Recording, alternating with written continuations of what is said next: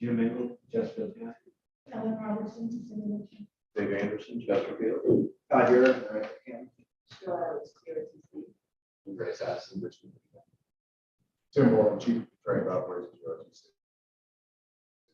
Michael Vernon, GRTC. Big Walker, RV Fraction. Harry Roach, GRTC. Anthony Carter, GRTC. On Mary recommended GRTC. Monica Carter, GRTC. Tanya Thompson, Director of Procurement, GRTC. Ken Lance, Plan RPA. Sharika Ruffin, RideFinders. Mark Renee, GRTC. Joe Dillon, GRTC. Jonathan Charles, GRTC. Adrian Torres, GRTC. Dexter Hurt, GRTC. James Swift, GRTC. All right, good morning again, everyone. Are there any public comments? All right. Seeing none, the approval of the February 20th, 2024 board meeting. Second. All right, motion been made, second, all in favor, say aye. Aye. Opposed. All right, consent agenda, financial auditing service, bus stop sign manufacturing abilities, installation and repairs, e-vehicles for micro transit services, clever software maintenance renewal. I'm assuming all persons in the room, if we have any questions, anybody have a question about anything on the consent agenda? All right, seeing here and none, need a motion. Second. All right, motion been made, second, all in favor? Any opposed? Thank you. All right, information item, downtown transfer station project, Mr. Torres.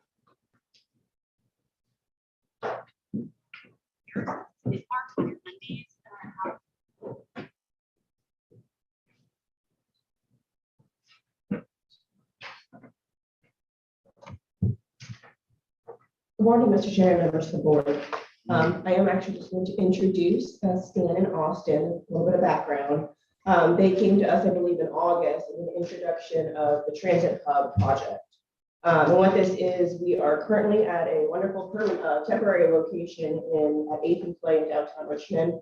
We have a 5-year lease, knowing that it is, of course, private property, and knowing we also need a permanent location. We have sought their services to help us evaluate sites that fit the transit program size, as well as looking at BRT, transit accessibility in the downtown area. So they've gone through, looked at several sites. They're going to update you on the background. We've had 2 public meetings now, which have been great, amazing feedback, and kind of honed in on a specific site. And the unique thing from other efforts of looking at a permanent location is we're looking at transit-oriented development, so mixed-use development with this project. It also is kind of a catalyst for the downtown area, return on investment in that area, and revitalization, kind of hand in hand to complement the city center. So with that, I'm going to hand it over to Mo. Thank you so much, Adrian. Just want to check my audio to make sure everyone can hear me okay. Excellent. Again, good morning to the board. My name is Stan Wall with HRNA Advisors. I'm joined by my colleague, Austin Amendolia, who's our project manager for this effort. In addition to HRNA Advisors, we were supported by Design Collective, who helped us go through conceptual design, as well as VHB, who helped us evaluate the transit impacts and opportunities associated with the downtown transfer hub. To dive right in it, want to give a quick update on our progress to date, and then walk you through the concepts we developed, as well as the feedback that we heard as part of our public meetings. In terms of progress, we have gone through a site screening, site analysis, and recommendation stage. Site screening, looking at the market scan, understanding what demand might be for different uses in downtown. We've conducted a land use and zoning review to identify what's allowable on different parcels across the downtown area. And again, VHB support us with the transportation technical analysis to make sure we have a good understanding of how this facility might support the actual transit function. Next, we moved into a site analysis, looking at site-specific challenges to understand what would be the areas to overcome in terms of mitigating challenges to build this facility. And then finally, we've reached a short list of sites that we recommend that GRTC move forward with evaluating further.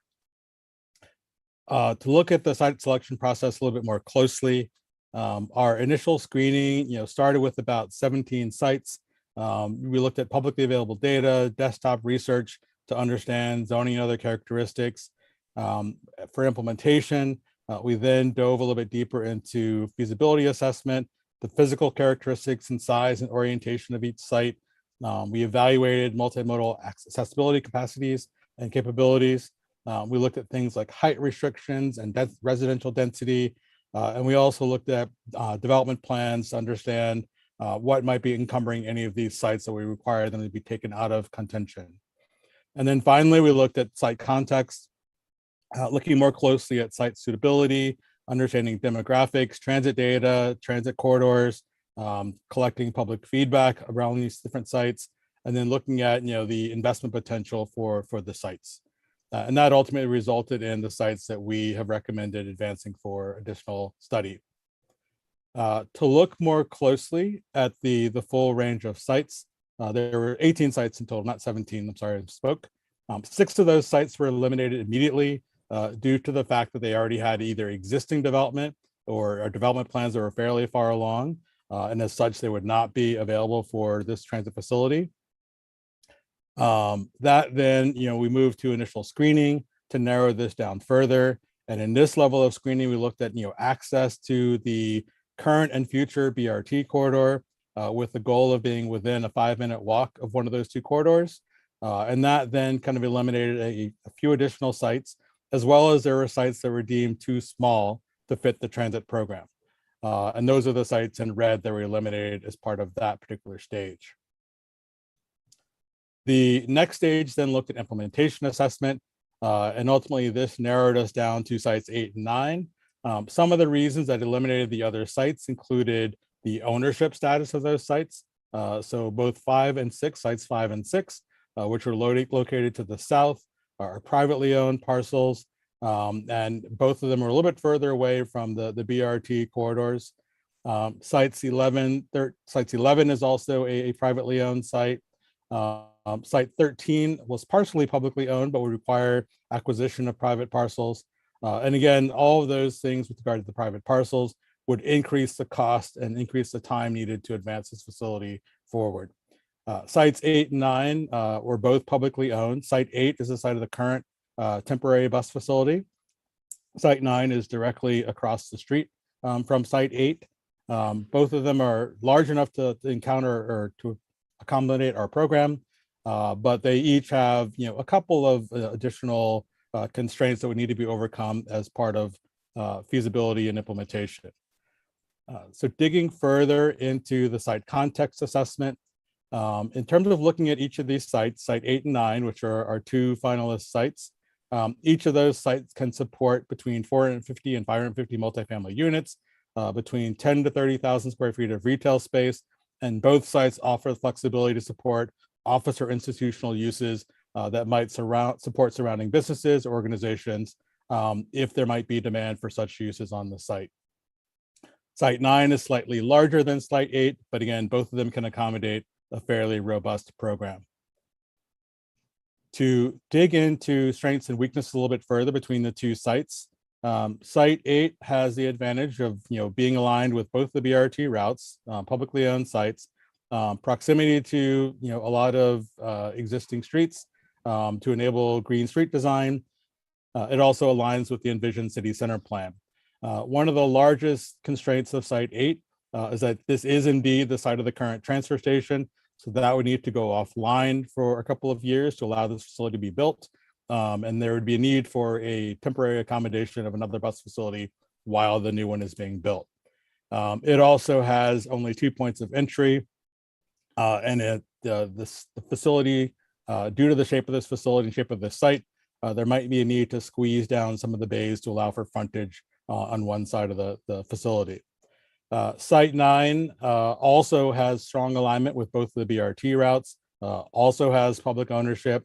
The proximity of the site and layout of the site allows for additional points of entry to the bus facility. It also has the very strong advantage of not needing to displace the current bus facility, and thus there won't be disruption to existing passengers and riders of that facility. And it also aligns with the envisioned city center plan. some of the constraints and cons of Site 9 include potentially hazardous waste mitigation. There are some grade challenges with the surrounding streets that would need to be accommodated and designed around to make sure the buses can easily access and enter and exit this facility. And then there's a need to demolish the existing structures on the site that might delay ultimate timing of the facility. In addition to our technical analysis, transportation analysis, and design analysis, we also wanted to make sure that this facility responded to community feedback. As Adrian mentioned earlier, we held 2 public meetings to solicit feedback on the various sites. And some of the feedback that we heard is that, sites 8 and 9 are, far from downtown destination unless you're a student, but the lack of people makes it feel less safe.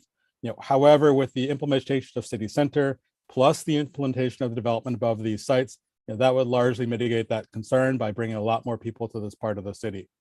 These are the biggest sites. They would definitely be good for high rises. Larger amenities could help, provide green spaces from downtown.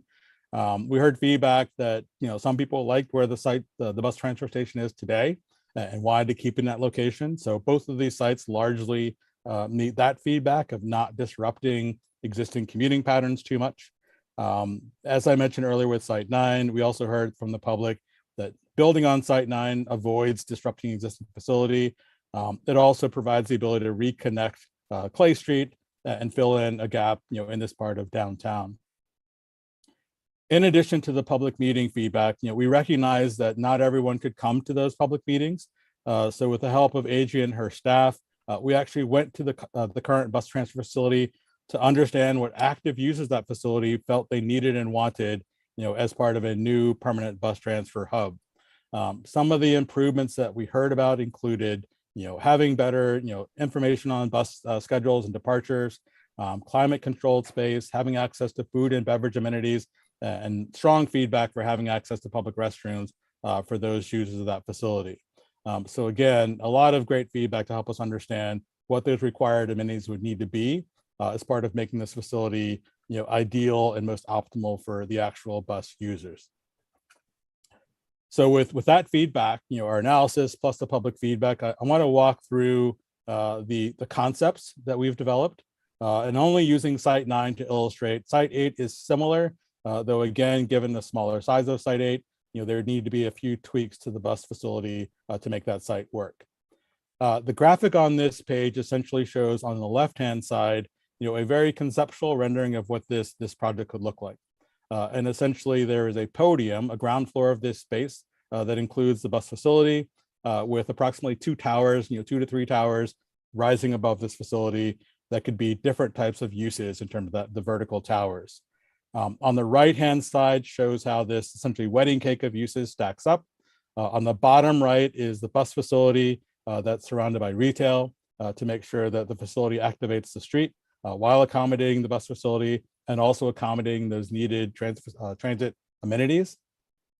Above that level includes the development parking, and you begin to see the yellow wrapping around that parking potential residential use. And then going even further above that are the 2 towers. And again, the way that this has been designed is to enable flexibility for a potential development partner to respond to the market. So these could both be residential towers. It could be a residential tower and a hotel, a residential and office. But we want to make sure there's flexibility for this facility to respond to what the market might demand on this site. To dive a little bit deeper into the transit facility itself, we want to make sure first and foremost that this works for GRT's customers and that this facility, accommodates the transit needs and does so in a way that responds to the desired amenities and functionality that we heard as part of the public feedback. So here is a ground floor view of the project and essentially shows in purple the bus loop in the upper right corner of the site. The red pink color is retail, again, making sure that this facility, fits into the street grid and activates both Clay Street and 8th Street or 9th Street with retail. The blue areas show where the buildings would land in terms of the lobby space for each of the 2 towers. And then on the corner of 9th and Clay in purple is a transit center entryway. And essentially we want to make sure this is a very prominent entrance. So if you're transferring from BRT to use the bus facility, It is very visible, very open, very light, and very welcoming as a bus transfer facility. The next slide begins to illustrate kind of what this might look like in concept. These are some precedent photos from Denver and Toronto that essentially show that this can be a very, very high quality facility with lots of light and air. You see digital signage to help in wayfinding, to help customers find where their bus bays are, make it easily navigable. The Toronto example shows an example of climate controlled space, so people aren't waiting out in the elements while waiting for a transfer. But again, the goal is to make sure this facility really, really does elevate the experience of riding the bus first and foremost, and then also supports that development use above it.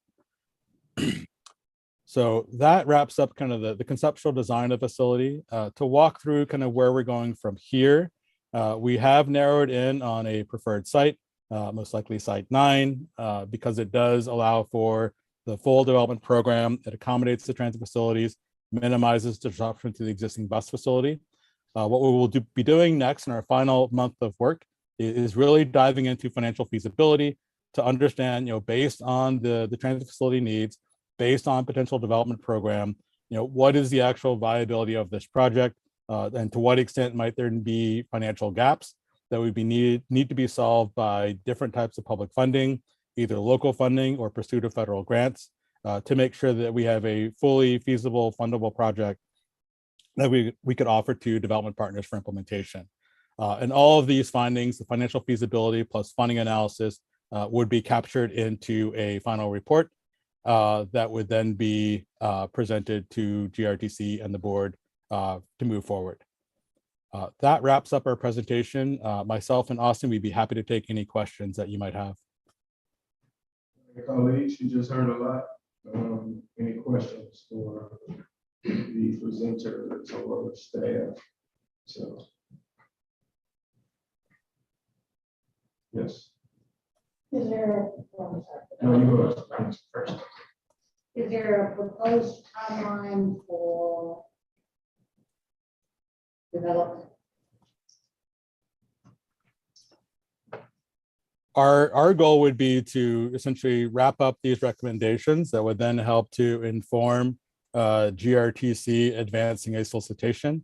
But I do not know essentially what the timing would be, so I might defer to Adrian with regard to what that timing would be to advance the solicitation after we're done with this stage of work.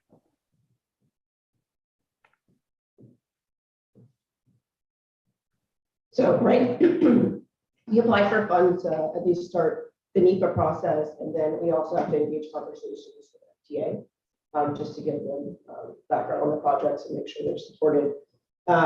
So once they're wrapped up, they should have information for us to be able to have the conversations that we need, and we are also in parallel seeking funding opportunities. So we just got awarded, or the city, sorry, just got awarded the CBTA about 6.5 million to support the project.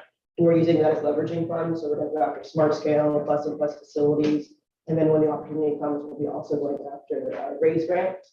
So with all of that funding being important, we'll then proceed with the RFP. So as far as timeline, I know you guys had kind of listed out an overall like 5-year process for all of it. But all of that, a lot of steps to it. All right. With the downtown route still kind of trying to figure out the final details of exactly the route, just given the option we have for this site. Curious because of the Kanawha Plaza on 8th Street, and that turn is hard to do just in cars, let alone if we have expectations of it becoming articulated like we're doing for east-west, which I think is probably the goal. Is there any discussion or potential pursuit of converting 9th Street to be a 2-way to allow for better access to this site, as well as up and down that street at the Capitol to the bridge, so it's less impacted with turns? That's the point of BRT, is to have no turns, and we're adding at least 2 to get to the site from the northern part route to this location. Just trying to think about ways to streamline a future evolution of our downtown street grid to produce better outcomes for all people. So I have heard of that alternative, and I actually did approach it to Mike Sawyer. My understanding is right now that is not something that's an alternative that exists. It is strictly 8th and 9th that are being considered for the dedicated lanes and support. It's never wide enough for it, and there's no parking on it, so it wouldn't hurt to put it there, but I get. Yeah, I mean, that's definitely city decision. All right, anybody else? So what are you guys looking for from us? Was this just information or, okay? Yeah, this is just information because this kind of closed out the site review and now they're just moving into the more finances of the project. So I wanted to update you before it closes out in April, and then we'll come back to kind of close out the project. All right, well, thank you, guys, for your work. And seems like we'll be seeing quite a bit of you over the next couple of years. All right. Thank you. Appreciate it. All right, operational updates. Operational performance, Mr. Brian.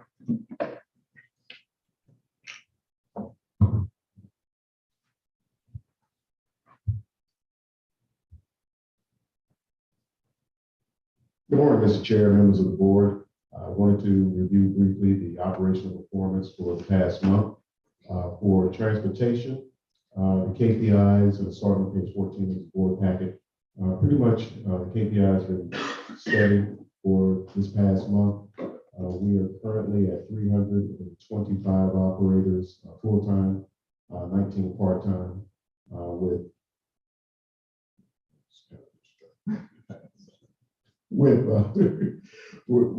9 operators at various stages of training. We actually have started our hiring and recruitment for the microtransit division.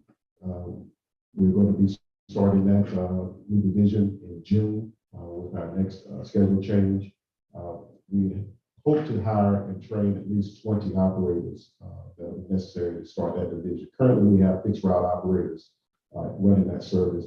But in conjunction with the union, we decided to go ahead and make that a dedicated division because that particular mode does not require a CDL for operators to drive that equipment. So we are moving forward with that. We did have our Transit Driver Appreciation Day yesterday. It's an annual event.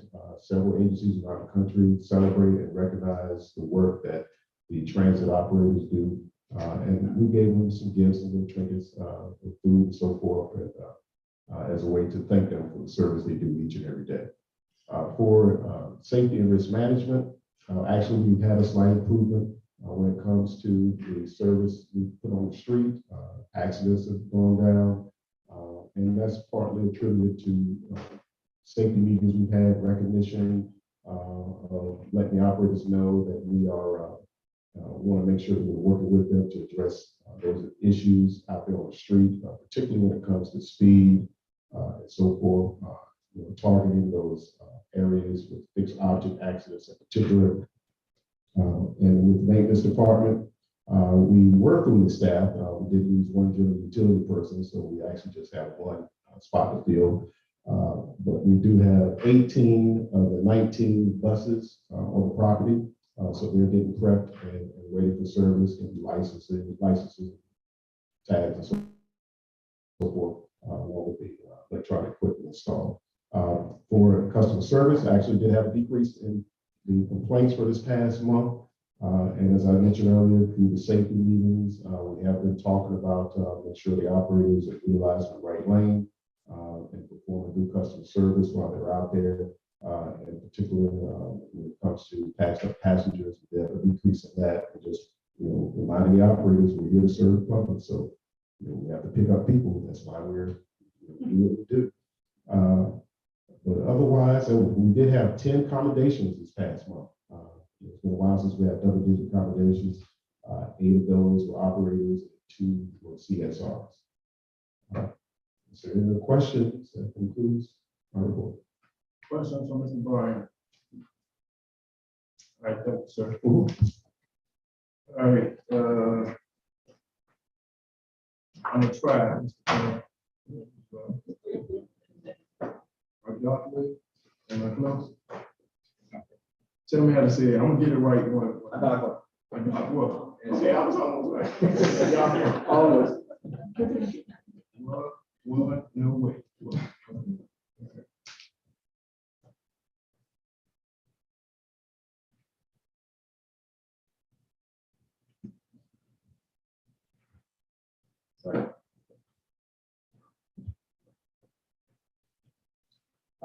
morning.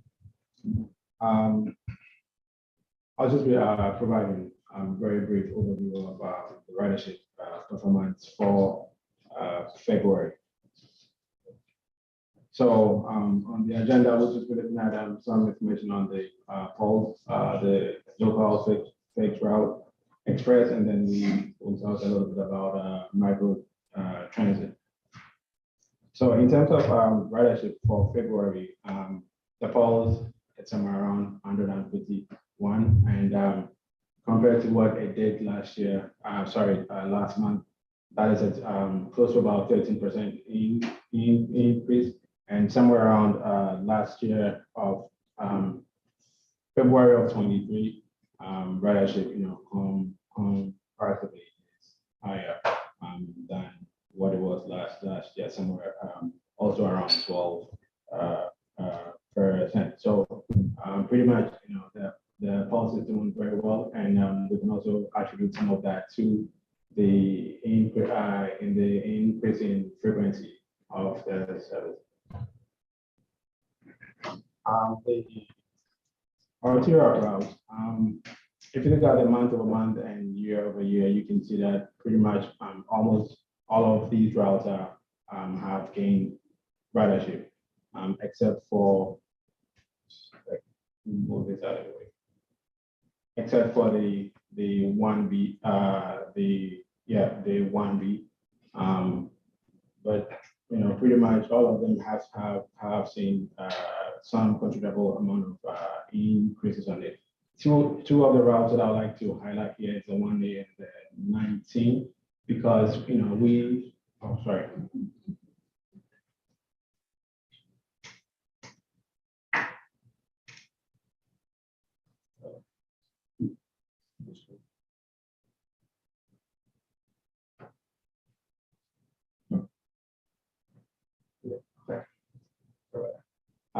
like I said, two of the routes that I would like to highlight here is the 1A and then the 19. Because of the January booking, we had extended those two routes further. The 1A to the Walmart on Midlothian Turnpike, and then the 19 into Goatland. And this is the map showing the extended segment of the 1A. And if you look at the ridership on it, the most popular stops on it are the stops along the Chesterfield Town Center, and then also the end of the line, which is at the Walmart. Yeah. And ridership on the extended segment of the 1A currently is 5% of the total ridership on the route. So with time, we believe that this is going to grow. This is also the extension of the 19. The red dot showing the stop Shell Twin Arms, which is clearly the most popular stop on it. Ridership on it has grown between last month, between January and February, and ridership on that extended segment also is about 1% of the total ridership as of now. And like I said earlier, if we give it time to grow, time to mature, we are likely to see some increases on that segment. For the community radar route, pretty much very similar story to what you have seen on some of the previous local routes. Month over month, year over year, routes are seeing increases. In this case, outside of the 56 and then the 76, all of the other routes are seeing some considerable amount of increases. And of course, if you look at the 56 and 76, these are routes that we're continuing to keep an eye on, just to see what is going on. Back to the circulators, pretty much a similar story here, month over month, year over year, except for the 88, which looks like it did pretty well last year around the February period. So again, these are this is something that we'll have to continue to keep an eye on just to see what is going on there. And then the express route. So this is pretty much a different story. And I think I've touched on this here before because of how the express pretty much operates and the kind of riders that it caters to. It's completely different. With teleworking, the hybrid schedule that people have had now, people are traveling just the way that they used to. So I guess for me, when I see this, what I think about is looking at our transit strategic plan and seeing what the recommendations there for these routes are going to be, and see where we can kind of start tackling some of the challenges that we have on these routes. Yeah. So next one is the microtransit. I think we started with the Executive zone, and this month we have launched 2 more zones, which is the Cloverdale and then the Ashland zone. And this presentation will pretty much be focusing on the Executive zone because we still haven't had that much data from the other zones yet. So with regards to ridership, we continue to see significant increases on the micro train with the total ridership between January and February. I think the increase is about 42%, and the average daily ridership pretty much just showing that to just give you a fair idea of for each day how many people on the average use the lane service.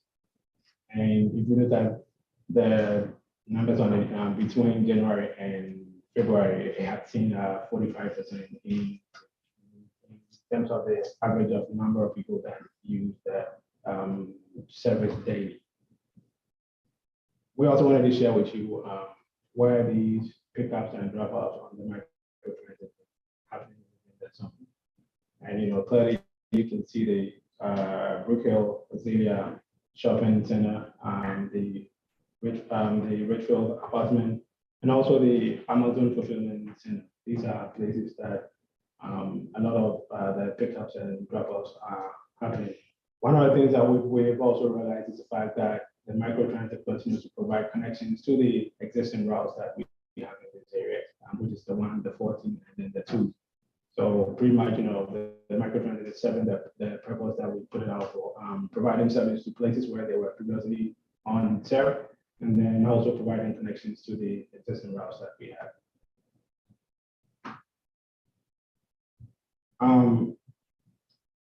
This is showing the total number of trips. This is the trips that people book on this system, and we decided to share with you the shared end on shared trips. This pretty much shows the efficiency of use of resources. When we started, we realized that a lot of the trips were on shared, but if you look at the chart now, you see that a lot of the trips are now being shared. With ridership going up, and with people sharing more, it helps us, just to see that a lot of these people are using the service in a shared manner. Like I said, it shows efficiency of resources, and then also the understanding of the service currently. With time, it looks like people are getting a better understanding of it, so they are using that service in a different way.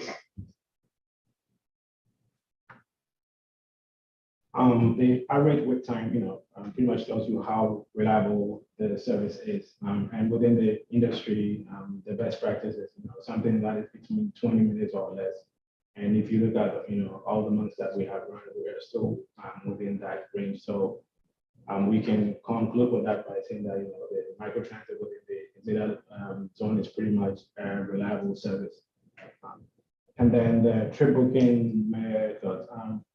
So this is something that for me, it's critical because it touches on the point of equity. In as much as this is a technology-based system, we also want to make sure that we are not leaving people behind in terms of introducing technology.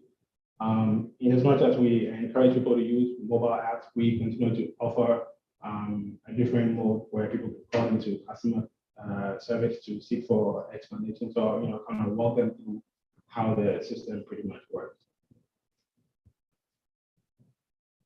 All right, so like I said, we launched 2 different zones this month, and I just wanted to share a few pictures with you from those launched. This is from the Cloverdale American Transit launch, and I would like to also say a big thank you to all the guys out here that were involved in this project. Marketing, IT, transportation, planning and scheduling, procurement, all the other groups that were involved with the finance. And this is the Ashland launch, which happened just yesterday.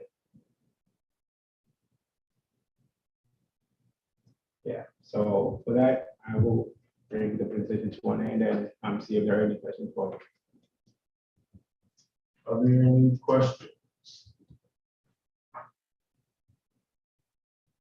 All right, well, she did such an amazing job. Thank you for the update, so we appreciate it. Thank you. All right, now we'll get our financial update. We did not have a finance committee meeting this month.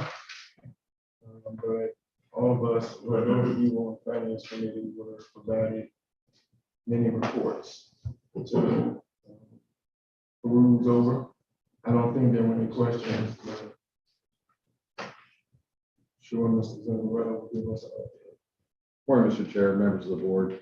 The finance presentation is contained in the handouts. It starts on page 37. I'm just going to talk off the highlight page, which is slide 38. So we're reviewing the 7 months ending January 31st, 2024.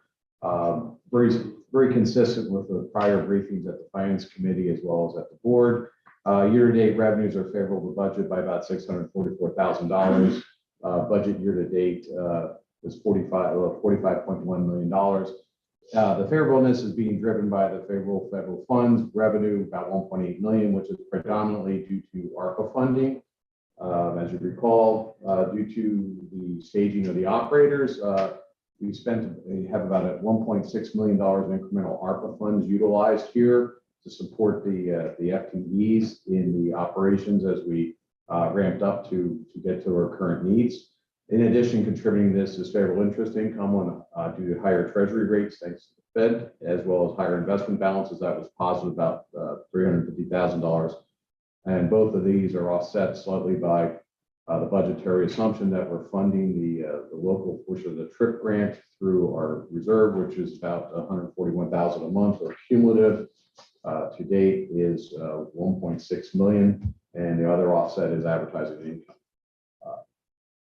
On the expense side, you can see that we're about $4.77 million favorable on a budget of $47.1 million. The majority of this is due to the timing of the planning projects, about $3.4 million of that, followed by about $1.3 million on favorable materials and supplies. That's, once again, it's timing. Nothing to be concerned about.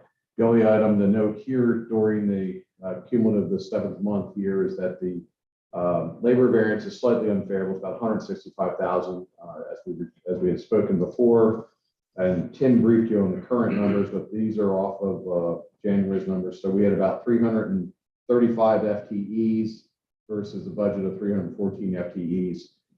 So operations and maintenance labor was unfavorable, offset by favorable admin by about $1 million. All in all, for the month, cumulative for the month was cumulative through the month $3.3 million surplus, as you can see at the bottom. $10.9 million cash position, of which 6.3, so still healthy. That's January in a snapshot. So if there's any questions on January, I'll fill them now.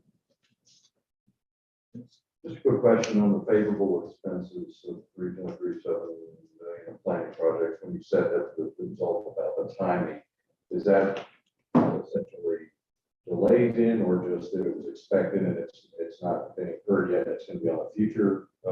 Right. I think we're a little more aggressive in the expectations when we put together the calendarization of the 24 budget. Yes, it will continue forward into the 25 budget. The only other comment that I wanted to make that we were going to review in the Finance Committee meeting was that last Tuesday, March 12th, the Department of Labor released its CPIU numbers for the February 2024. So as you recall, we use that to index our operating contributions. So we're using a February of 23 to February 24. So year on year is 3.15% growth. So the operating contributions can now be locked. So after this meeting, I'm going to email each of the jurisdictions what the final operating contributions are for the budgetary assumptions for fiscal year 25. So that's the update that we have for the budget. Our plan for the budget is to go through a little more in depth at the April Finance Committee, and then for this board meeting to circulate a draft budget book to then have a discussion at the Finance Committee meeting in May with ultimate resolution for adoption at the May board. Sounds good. Questions? All right, well, I'm sure we'll all be together for the April meeting. So this budget taken care of.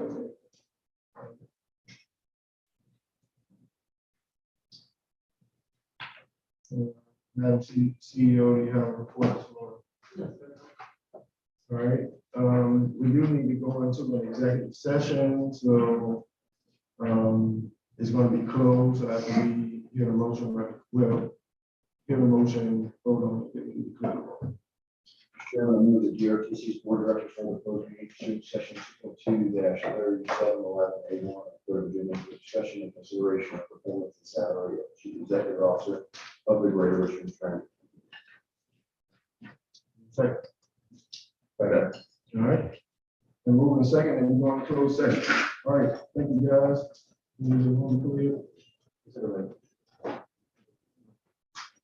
Yes, there's also that.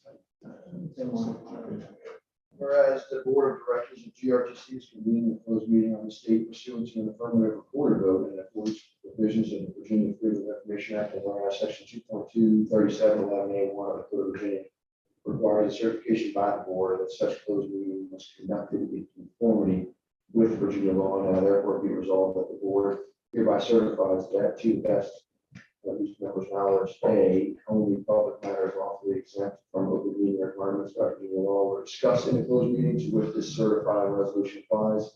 And B, only such public business matters were identified in the motion convening the closed meeting were heard, discussed, and considered by the full board. Witness the following board members. Roll call. Chairman Watson. Oh, Yes.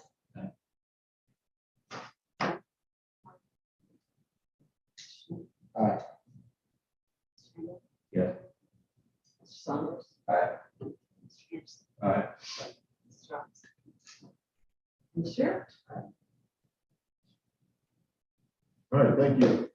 I have no board chair report. Any other business? And none, we adjourn. Thank you, ladies and gentlemen.